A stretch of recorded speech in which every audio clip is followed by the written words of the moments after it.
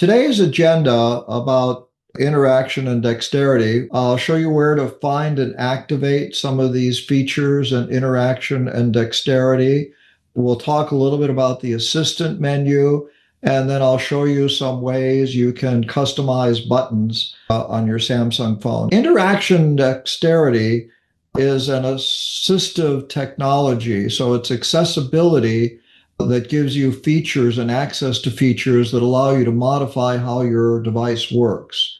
Virtually all devices have them. They call them sometimes different things, touch, motion, things like that. Usually they focus on things that can help you replace or change buttons, because people that need help with motion impairment or need help with dexterity or need help interacting with their device, typically a lot of the taps and swipes and functions and buttons become difficult to work with. And the accessibility features you can access through the accessibility options give you the ability to do that. And sometimes it can even make gestures easier. The whole idea is it makes it easier for you to use your device when you handle it. So what you are looking at now is my screen on my Samsung. I've got opened up to, I unlocked it so I could go right to the settings menu here, and I'm going to tap the settings here right now.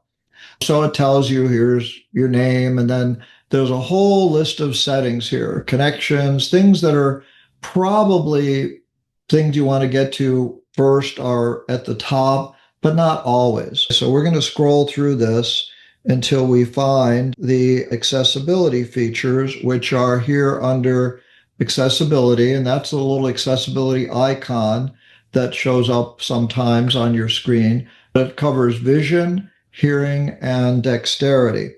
And they're separated that way. We're going to look at interaction and dexterity. It's got a nice little icon for the touch screen there. We're going to tap on that. So in looking at this, what we can see is there's something called universal switch.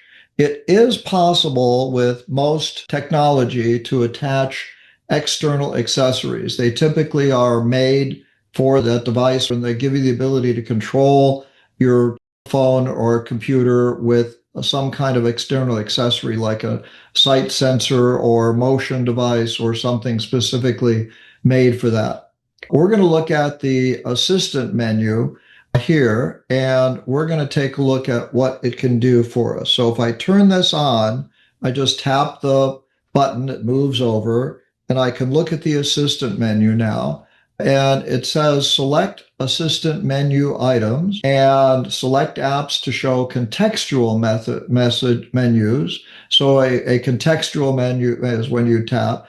You can replace the swipe function with a single tap. Some people have trouble swiping on their phone, and so it is possible to replace a swipe with a single tap, but that means that your device is not always going to respond the same way to tap, so you have to make sure you want to do that.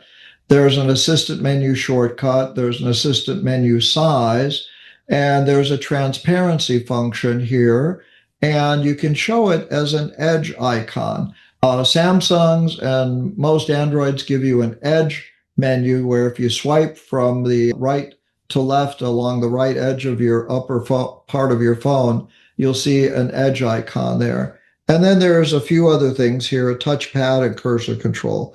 The main thing we want to look at is the assistant menu items. So the assistant menu items give us the ability to put things in the assistant menu. What this will do is it'll actually create a little dot on our screen. It gives us the ability to select the items. These are the default settings that are here, and so you can use them. You can reset this anytime you want to factory settings, and you can add settings anytime you want to. So if you wanted to add, say, the magnification function to the accessibility menu, you can do that too. But we'll just take the standard ones here and use those. And now that we have our assistant menu on, we can adjust the transparency by just using the slider here.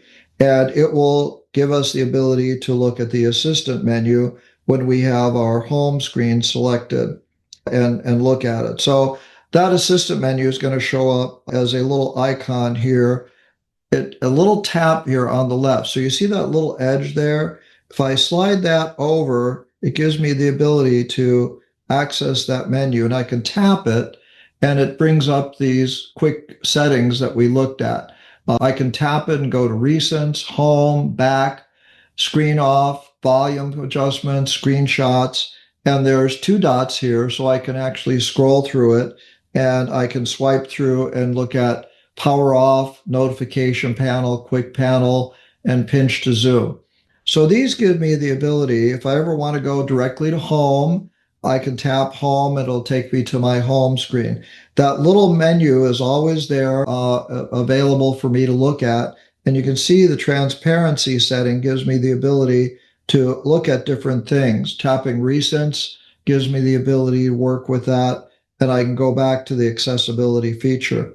If I want to look at the assistant menu and change the transparency and make it less transparent, I can do that. And I have this option here set for show as edge icon.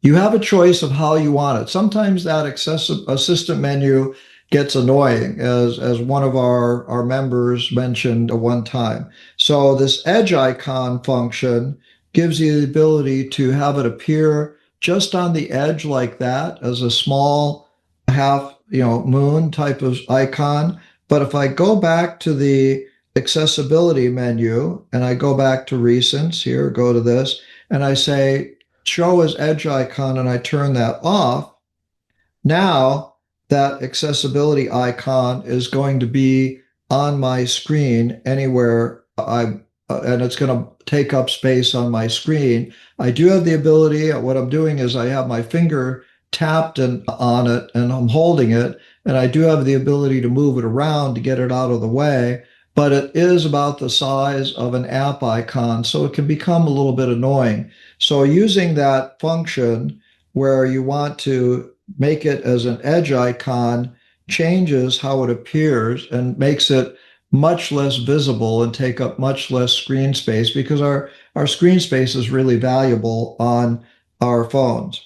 If I go back to the assistant menu and I can go back to select assistant menu items, I can remove one of these if I want to by just tapping the minus button, or I can add something. So if I want to remove, say, screen control, and I want to add, say, screen rotation, now my assistant menu will include that.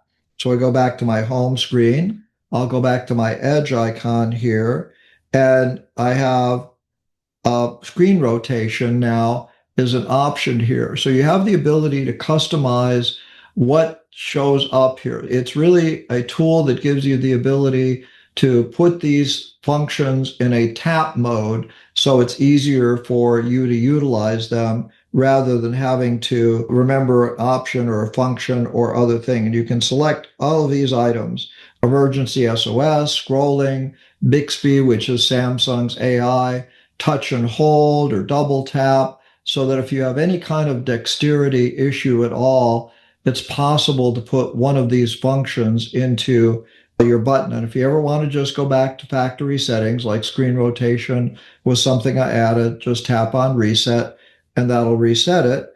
And if you want to ever remove the assistant menu, you can turn it off and it won't be visible on your home screen any longer. You won't see it anywhere. So that's one of the things that's possible to do with the assistant menu and make it functional for you if you want to work with that. You can adjust transparency, as mentioned, edge icon. I like the edge icon because that's a really nice way to make it available without taking up a lot of space on your screen. That's one of the things that's possible to do with the assistant menu. Now, you do have some other functions where you have a touch and hold delay, a tap duration.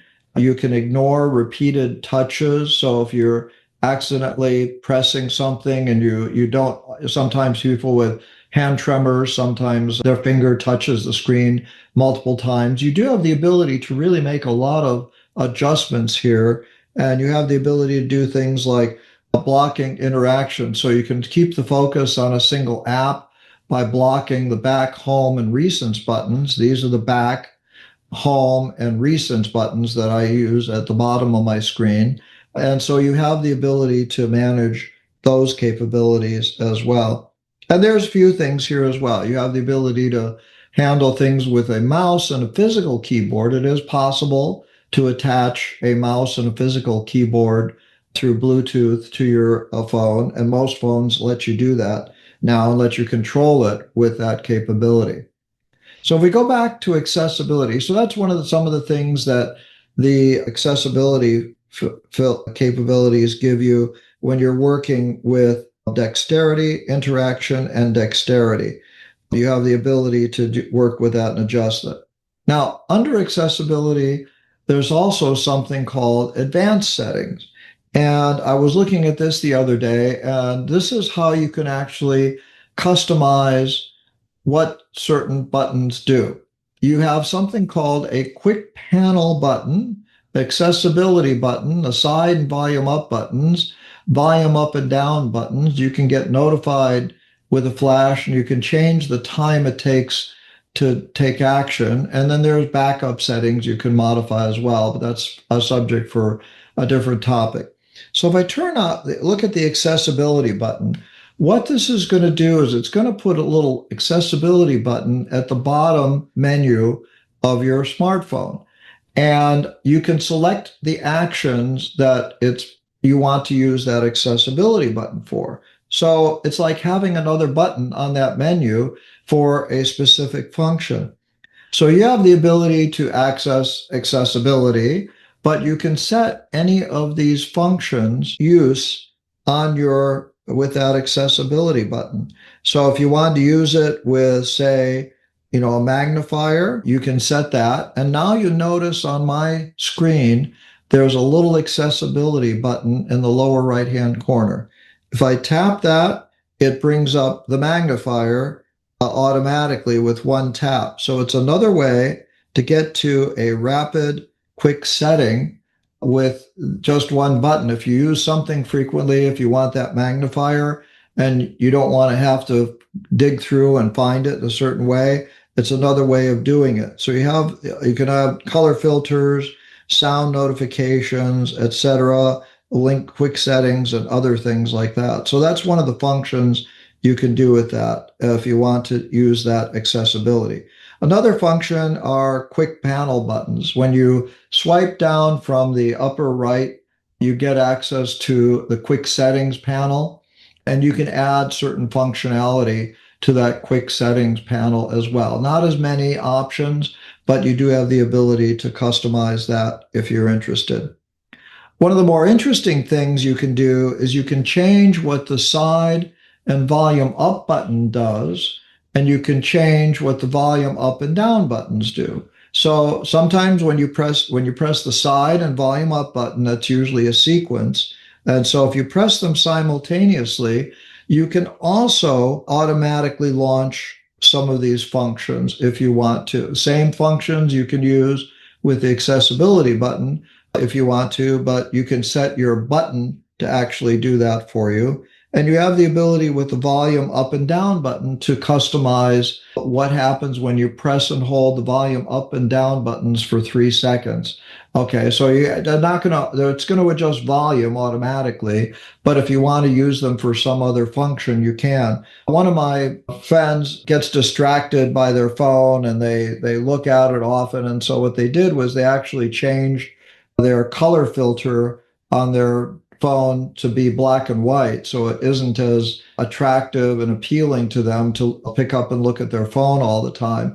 But they have a button that they can press that will automatically change the color filter, back to standards. But if you want, say, high contrast fonts, if something's hard to read, or you want to access the magnifier with certain other tools, you can do that. So there are functions in here that give you the ability to modify these buttons and make them useful in different ways than the standard settings.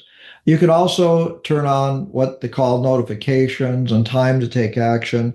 Time to take action is something that is helpful so that when you get a temporary on-screen notification, sometimes that disappears too quickly for you, but you do have the ability to leave it on there longer to give yourself time to take action before it actually disappears on its own.